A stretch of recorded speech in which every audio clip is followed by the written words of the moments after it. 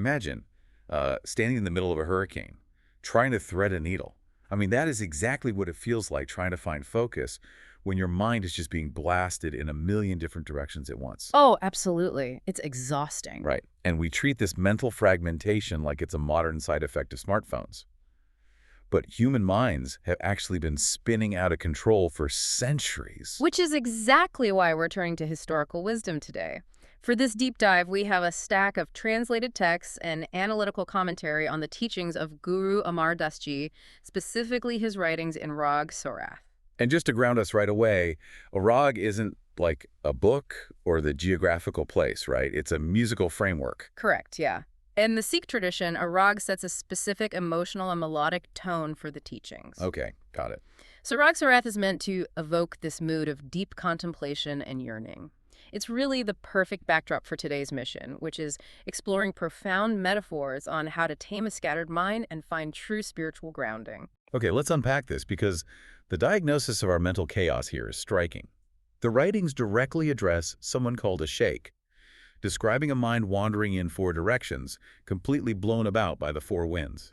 What's fascinating here is the choice of audience. I mean, a sheikh is a highly respected Islamic scholar or leader. Oh, so a religious authority figure. Exactly. By addressing someone with that status, the guru is critiquing empty external rituals. The sheikh might have all the outward signs of piety, but internally, his mind is restless. The instruction is to renounce petty arguments and bring the mind back to the home of the one Lord.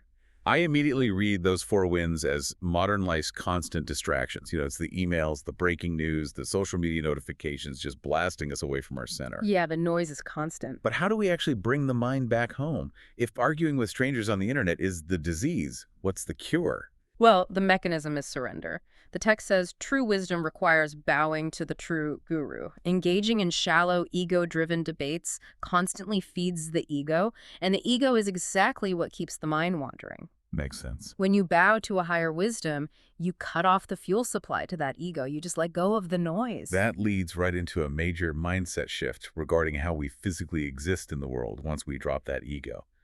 The writings advise us to burn away our hopes and desires and live like a guest in this world. A guest, yeah. I have to push back a little here, though.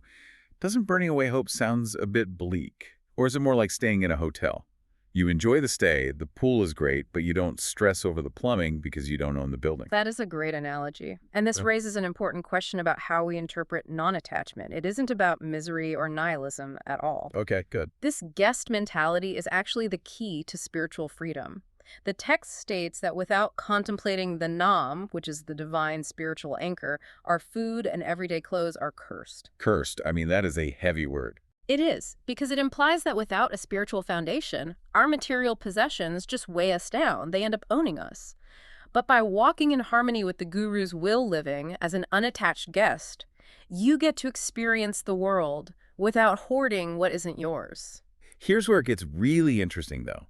Because right after calling material clothes cursed, if they lack that spiritual anchor, there is a breathtaking reframing of how we view our physical existence. Yes, the Koli metaphor. Exactly. The human body itself is described as a koli, an intricately adorned coat. The metaphor is stunning. The Lord has embroidered this bodily coat with devotional worship, weaving his divine silk into it in countless fashions. Contrast is brilliant. Like the superficial clothes you buy at a store are meaningless without mindfulness, but your actual physical body. Yeah. That isn't a distraction. It's a divine garment made of devotion. If we connect this to the bigger picture, it completely dismantles the old ascetic idea that the physical body is dirty or a burden to the soul. Your physical form is a sacred canvas woven specifically for spiritual connection. But the text notes that only a rare person deliberates within to truly understand this. And how do they do that practical deliberation? Through the practice of the gurmukhs, the spiritually guided individuals. They do it by constantly internalizing and chanting the endless praises of the divine. It transforms the body from a vehicle for worldly desires into an instrument for spiritual realization. It's such a powerful progression. We bring the mind out of the exhausting four winds, and back home we learn to enjoy this life as a spiritually free guest, and we wear our bodies as an embroidered coat of devotion. So what does this all mean for you listening right now? I think it means the peace you're frantically searching for isn't out there in the wind. It's in the quiet realization of the divine tools you've already been given. Absolutely. Think back to that spinning, scattered mind we talked about at the start. If your body is inherently a garment woven with divine silk, meant for devotion, how does that change the way you physically treat yourself when you look in the mirror tomorrow morning?